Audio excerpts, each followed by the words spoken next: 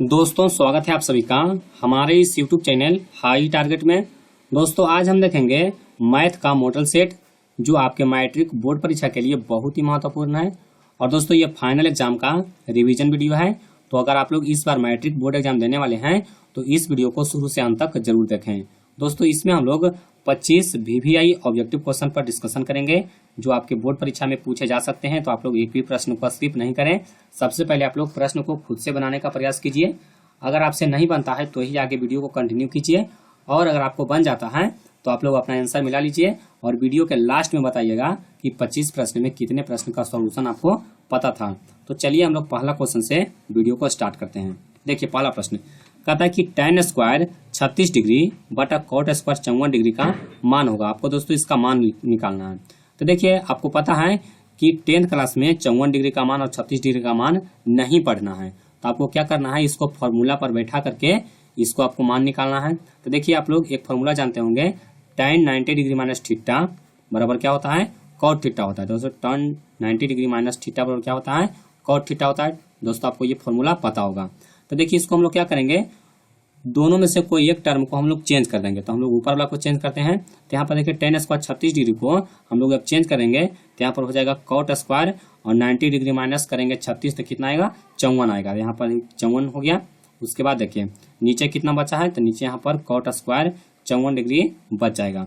अब देखिए दोनों भागा में है, तो दोनों को अगर हम लोग कैंसिल करेंगे कितना बचेगा, एक बचेगा, क्योंकि दोनों सेम है। तो हमारा उत्तर क्या हो जाएगा, हमारा उत्तर हो जाएगा ऑप्शन बी।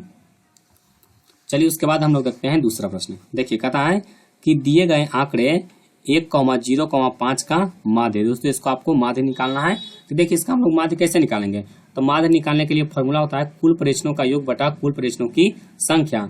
यानी कि हम लोग 1 + 0 + 5 करेंगे, और कितना संख्या है, 3 संख्या, तो 3 से हम लोग भाग दे देंगे। तो कितना आएगा यहाँ पर 6/3, यानी कि बच गया कितना, 2 बच गया। तो हमारा उत्तर क्या हो जाएगा, हमारा उत्तर हो जाएगा ऑप्शन डी 2। चलिए उसके बाद देखते हैं अगला प्रश्न। देखिए तीसरा प्रश्न बहुत महत्वपूर्ण है। देखिए कहता है कि किसी वृत्त पर कितनी स्पर्श रेखाएं खींची जा सकती है। दोस्तों यहाँ पर कोई कंडीशन नहीं दिया गया है, सिर्फ दिया गया है कि किसी वृत्त पर हम लोग कितनी स्पर्श रेखाएं खींच सकते हैं। तो देखिए मान लीजिए कोई वृत्त है, तो इस पर हम लोग कितनी स्पर्श रेखाएं खींच सकते हैं, तो इस पर हम लोग बहुत सारा स्पर्श रेखा खींच सकते हैं, यानी कि अनंत स्पर्श रेखा खींच सकते हैं। तो हमारा उत्तर क्या हो जाएगा, अनेक हो जाएगा। और दोस्तों एक प्रश्न आपके लिए है होमवर्क के रूप में कि बताइए कि कोई वृत्त है, इस पर हम लोग बाह्य बिंदु से हम लोग कितनी स्पर्श रेखाएं खींच सकते हैं। दोस्तों ये क्वेश्चन बहुत महत्वपूर्ण है, ये प्रश्न आपके बोर्ड परीक्षा में पूछे जा सकते हैं। तो अगर आप लोग इसका जवाब जानते हैं तो आप लोग कमेंट बॉक्स में इसका जवाब दे दीजिए कि हम लोग किसी बाह्य बिंदु से कोई वृत्त पर हम लोग कितनी स्पर्श रेखाएं खींच सकते हैं। तो आप लोग जल्दी से कमेंट कीजिए और साथ में वीडियो को लाइक करके अपने दोस्तों में भी इसको शेयर कर दीजिए। चलिए उसके बाद देखते हैं चौथा प्रश्न।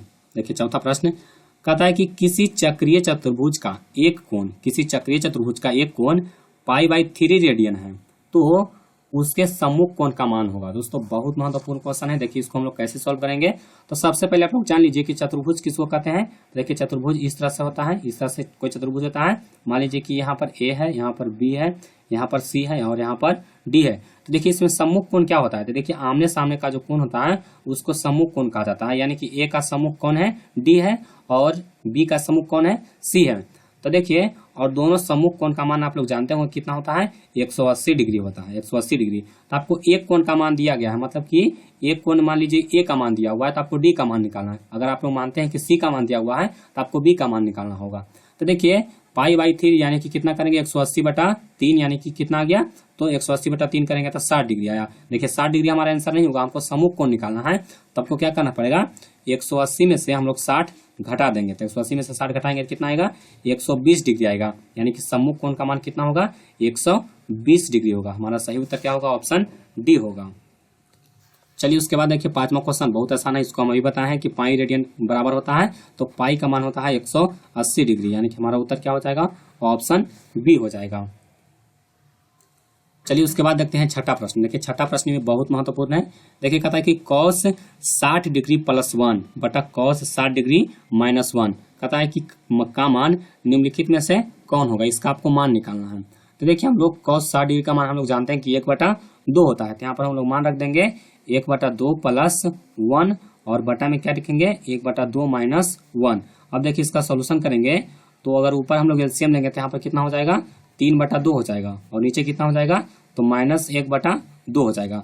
अब देखिए 2 से 2 दोनों बटा में कैंसिल हो जाएगा, बच जाएगा कितना, तब बच जाएगा यहाँ पर -3/1, और -3/1 को हम लोग लिख सकते हैं -3, क्योंकि बटा में हम लोग 1 लिख भी सकते हैं और नहीं भी लिख सकते हैं। तो हमारा उत्तर क्या हो जाएगा, ऑप्शन बी हो जाएगा।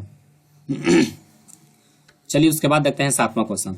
देखिए कहता है कि एक द्विघात बहुपद के मूलों का योगफल तथा गुणनफल क्रमशः 2 तथा -15 है, तो द्विघात बहुपद है। यानी कि आपको मूलों का योग यानी कि अल्फा प्लस बीटा का मान दिया हुआ है और अल्फा इंटू बीटा का मान दिया गया है, और पूछा गया है कि द्विघात बहुपद कौन होगा। तो हम लोग जानते हैं बहुपद निकालने का फॉर्मूला क्या होता है, तो x² minus alpha plus beta x, alpha plus beta x, और प्लस क्या होता है, अल्फा इंटू बीटा। तो देखिए इस पर हम लोग मान पुट करेंगे तो क्या आएगा, तो देखिए x² और माइनस कितना हो जाएगा, तो माइनस यहाँ पर हो जाएगा 2x, और देखिए यहाँ पर प्लस है और यहाँ पर -15, तो प्लस माइनस माइनस, यानी कि माइनस यहाँ पर हो जाएगा 15।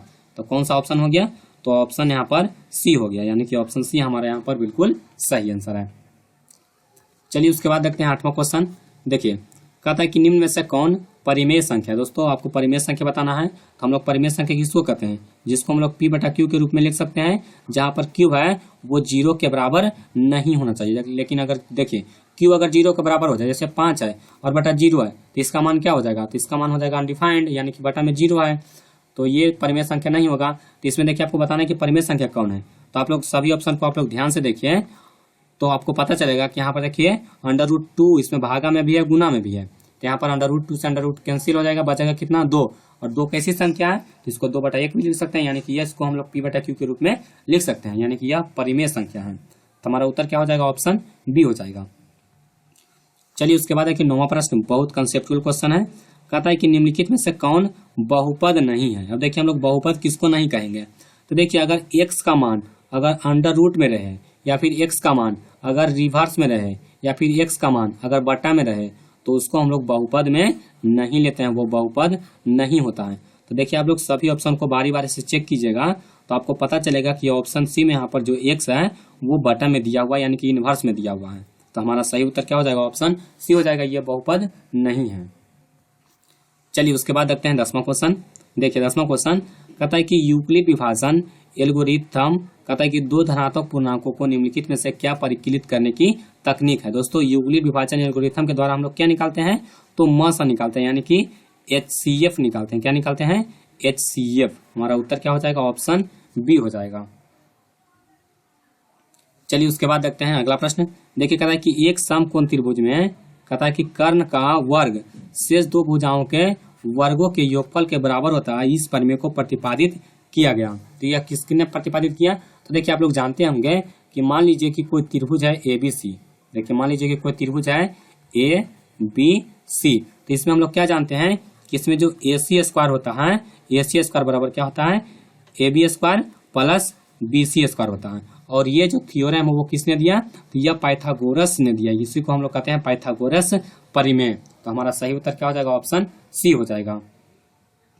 चलिए उसके बाद देखिए बहुत आसान क्वेश्चन है लेकिन इंपॉर्टेंट भी है, तो इसको आप लोग देख लीजिए। कहता है कि किसी धनात्मक पूर्णांक a तथा b के लिए कहता है कि AB का मसा गुने AB का लसा निम्नलिखित में से क्या होगा। तो हम लोग जानते हैं कि दोनों संख्याओं का गुणनफल बराबर क्या होता है, HCF गुने LCM होता है। क्या होता है, HCF गुने LCM, यानी कि a गुने b होगा। तो a गुने b कहाँ पे है, तो देखिए ऑप्शन सी में है, यानी कि ऑप्शन सी हमारा यहाँ पर बिल्कुल सही आंसर होगा। चलिए उसके बाद देखते हैं अगला प्रश्न। देखिए 13वां सवाल कहता है कि एक घात वाले बहुपद कहलाते हैं। दोस्तों एक घात वाले बहुपद को हम लोग क्या कहते हैं, तो इसको हम लोग कहते हैं रैखिक बहुपद। किसको क्या कहते हैं, रैखिक बहुपद। अब देखिए एक घात वाले बहुपद किसको कहेंगे, तो मान लीजिए जैसे 2x और +5 दे दिया, इसमें x का पावर कितना 1 है, जैसे 3x दे दिया, यह कैसा बहुपद है, यह रैखिक बहुपद है। तो आप लोग इसको समझ सकते हैं। चलिए उसके बाद देखिए अगला प्रश्न कहता है कि त्रिघात बहुपद का व्यापक रूप है। दोस्तों त्रिघात बहुपद का व्यापक रूप कौन होगा, तो इसका व्यापक रूप होगा ax³ + bx² + cx + d। ये देखिए त्रिघात बहुपद का व्यापक रूप है, इसको आप लोग ध्यान से देखिए और अपने माइंड में इसको सेट कर लीजिए। चलिए उसके बाद देखिए कहता है कि एक रैखिक समीकरण युग्म जिसका कोई हल नहीं होता है वह कहलाता है। तो दोस्तों जिसका कोई हल नहीं होता है उसको क्या कहते हैं, उसको कहते हैं विरोधी युग्म। क्या कहते हैं उसको हम लोग, विरोधी युग्म कहते हैं। हमारा उत्तर क्या होगा, ऑप्शन सी होगा। चलिए उसके बाद देखिए 7वां क्वेश्चन कहता है कि यदि साइन ए बराबर 3/4 तो कॉस ए का मान होगा। दोस्तों अगर साइन ए बराबर 3/4 दिया हुआ है तो कॉस ए का मान पूछा गया है। तो हम लोग जानते हैं कि साइन थीटा बराबर क्या होता है, साइन थीटा बराबर होता है p/h होता है। तो हम लोग b का मान निकालेंगे, क्योंकि cos थीटा बराबर क्या होता है, cos थीटा बराबर होता है b/h होता है, b/h होता है। तो हम लोग यहाँ पर b का मान निकालेंगे। तो b का मान निकालने के लिए हम लोग क्या करेंगे, यहाँ पर h² माइनस क्या करेंगे, p² करेंगे, h² माइनस p²। तो देखिए h कितना है, तो h यहाँ पर है 4, तो 4 का स्क्वायर 16 और माइनस 3 का स्क्वायर 9, तो 16 में से 9 गया, बच गया कितना, √7 हो गया, √7 बच गया। अब देखिए हमको cos थीटा का मान निकालना है। तो cos थीटा क्या होता है, b/h। तो b कितना आया, तो b आ गया √7 और h कितना है, 4 है। हमारा आंसर क्या हो गया, √7/4, यानी कि हमारा सही आंसर क्या है, ऑप्शन सी है। और दोस्तों एक प्रश्न आपके लिए है कि अगर आपको साइन थीटा का मान दिया हुआ रहेगा 3/5, साइन थीटा का मान दिया हुआ है 3/5, तो आपको कॉस थीटा का मान निकालना रहेगा। तो आप इसको कैसे निकालिएगा, जल्दी से आप लोग आंसर इसका कमेंट कीजिए। अगर साइन थीटा बराबर 3/5 तो कॉस थीटा बराबर क्या होगा, आप लोग जल्दी से इसका आंसर कमेंट बॉक्स में दे दीजिए। अगर आपका आंसर सही रहेगा तो हम आपको बता देंगे कि आपका आंसर सही है। चलिए उसके बाद देखिए 17 नंबर सवाल कहता है सूत्र, यहाँ पर देखिए सूत्र दिया हुआ है क्या चीज, mx2 + nx1 बटा m + n, उसके बाद m/2 + n/1 बटा m + n कहलाता है। दोस्तों इसको क्या कहते हैं, तो इसको हम लोग कहते हैं विभाजन सूत्र। इसको क्या कहते हैं, विभाजन सूत्र कहते हैं। चलिए उसके बाद देखिए अगला प्रश्न, देखिए कहता है कि sin square 22 degree plus cos square 22 degree का मान है। दोस्तों sin square 22 degree plus cos square 22 degree का मान क्या होगा, तो हम लोग जानते हैं कि sin square theta plus cos square theta बराबर क्या होता है, 1 होता है। यहाँ पर थीटा की जगह पर कितना दिया हुआ है, 22 डिग्री दिया हुआ है, यानी कि इसका मान कितना हो जाएगा, 1 हो जाएगा। चलिए उसके बाद देखिए 19वां क्वेश्चन कहता है कि AP 3, 3 + √2, उसके बाद कॉमा 3 + 2√2, 3 + 3√2, इसका सारबंतर निकालना। तो सारबंतर निकालने के लिए क्या करते हैं, हम लोग पहला पद में से दूसरा पद में से पहला पद घटाते हैं, या फिर तीसरा पद में से दूसरा पद, हम लोग कोई 2 पद का हम लोग अंतर निकाल देंगे। तो देखिए हम लोग इसमें अगर देखिए यहाँ पर कितना है, 3 + √2 है, और इसमें हम लोग पहला पद घटा देंगे कितना, 3, तो 3 से 3 यहाँ पर घट के हो जाएगा 0, बच जाएगा कितना, √2, यानी कि इसका सारबंतर कितना आ गया, इसका सारबंतर आ गया √2। हमारा उत्तर क्या हो जाएगा, ऑप्शन बी हो जाएगा। चलिए उसके बाद देखते हैं अगला प्रश्न, देखिए कहता है कि सेक स्क्वायर ए प्लस 1 + कॉट स्क्वायर ए बराबर है, इसका आपको मान निकालना है। तो देखिए हम लोग क्या करते हैं, तो देखिए यहाँ पर सेक स्क्वायर ए दिया हुआ है और बटा में 1 + कॉट स्क्वायर ए है, तो कॉट स्क्वायर ए को हम लोग लिख सकते हैं कौसेक स्क्वायर ए, क्या लिख सकते हैं, कौसेक स्क्वायर ए लिख सकते हैं। अब देखिए इसको अगर चेंज कर देंगे तो क्या हो जाएगा, इसको ऊपर जाने पर ही हो जाएगा साइन स्क्वायर ए, और नीचे क्या आ जाएगा, नीचे हो जाएगा कॉस स्क्वायर ए। देखिए क्योंकि हम लोग जानते हैं कि 1/sin थीटा बराबर क्या होता है, कौसेक थीटा होता है। तो देखिए 1/कौसेक थीटा है, तो इसको हम लोग साइन थीटा लिख सकते हैं, इसको हम लोग इस टर्म में लिख सकते हैं, आपको अगर पता होगा तो। और sin थीटा/cos थीटा होता है tan थीटा, तो इसको हम लोग क्या लिख सकते हैं, tan स्क्वायर ए लिख सकते हैं, यानी कि हमारा उत्तर क्या हो जाएगा, ऑप्शन डी हो जाएगा, tan स्क्वायर ए। चलिए उसके बाद देखिए 21वां क्वेश्चन कहता है कि 2 वृत्तों के क्षेत्रफलों का अनुपात 4:9 है, तो उनके त्रिज्याओं का अनुपात होगा। तो दोस्तों क्या करना है, सीधे इसका अंडर रूट कर देना है, तो 4 का अंडर रूट 2 और 9 का अंडर रूट 3, यानी कि हमारा उत्तर क्या हो जाएगा, ऑप्शन डी हो जाएगा। चलिए उसके बाद देखते हैं 22वां क्वेश्चन, देखिए कहता है कि sin 48 degree into sec 42 degree का मान होगा, इसका आपको मान निकालना है। तो देखिए इसको हम लोग कैसे निकालेंगे, तो देखिए इसका डायरेक्टली फॉर्मूला को बैठा देंगे, इसको हम लोग एक टर्म को चेंज कर देंगे, तो एक टर्म को चेंज कर देंगे तो सेक इंटू यहाँ पर हो जाएगा कौसेक, तो सेक इंटू कौसेक किसको हम लोग कहते हैं, 1 को कहते हैं, यानी कि इतना बराबर 1 होता है। तो हमारा उत्तर क्या हो जाएगा, ऑप्शन ए हो जाएगा। चलिए उसके बाद देखिए अगला प्रश्न कहता है कि 5, 7, 6, 4, 2, 1 का माध्यिका, इसमें आपको माध्यिका निकालना है। तो सबसे पहले इसको हम लोग असेंडिंग ऑर्डर में सजा देंगे, यानी कि बढ़ते क्रम में। देखिए पहले 1 आएगा, फिर 2 आएगा, फिर कितना आएगा, 4 आएगा, फिर 5 आएगा, फिर 6 आएगा और 7 आएगा, और बीच वाला जो संख्या होगा उसको हम लोग कहेंगे माध्यिका। तो बीच वाला संख्या यहाँ पर 2 है, 4 और प्लस 5 है, तो यहाँ पर दोनों को हम लोग जोड़ के 2 से भाग दे देंगे, तो 4, 5, 9/2, तो 9/2 कितना आ गया, 4.5 आ गया, यानी कि हमारा उत्तर क्या हो जाएगा, ऑप्शन डी हो जाएगा। चलिए उसके बाद देखते हैं अगला प्रश्न, देखिए 24वां कहते हैं यदि किसी वृत्त का क्षेत्रफल तथा परिधि समान हो तो वृत्त की त्रिज्या होगी। तो देखिए क्षेत्रफल क्या होता है, पाई आर स्क्वायर होता है और परिधि क्या होता है, 2 पाई आर होता है, दोनों समान है। तो अब देखिए यहाँ से पाई कैंसिल और एक आर से एक आर कैंसिल, यानी कि आर बराबर कितना बच गया, 2 बच गया, यानी कि त्रिज्या इसका कितना हो जाएगा, 2 हो जाएगा। चलिए उसके बाद देखते हैं 25वां क्वेश्चन। देखिए कहता है कि 2 sin 38 डिग्री बटा cos 52 डिग्री का मान है। देखिए ये भी उसी तरह का है, यहाँ पर 2 और यहाँ पर sin 38 डिग्री को चेंज करके हम लोग क्या लिख सकते हैं, इसको हम लिख सकते हैं cos 52 डिग्री और बटा में cos 52 डिग्री का हम लोग अगर भागा दे देंगे तो cos से cos कैंसिल बच गया कितना, 2। तो हमारा उत्तर क्या हो जाएगा, ऑप्शन सी हो जाएगा, यानी कि हमारा आंसर क्या है, ऑप्शन सी सही है।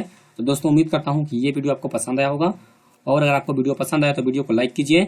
और दोस्तों अगर आपके मन में कोई सवाल है तो आप लोग कमेंट बॉक्स में पूछ सकते हैं, हम उसका आंसर दे सकते हैं, आपको जल्द से इसका आंसर दे देंगे। और चैनल पर नए हैं तो सब्सक्राइब कर लीजिए।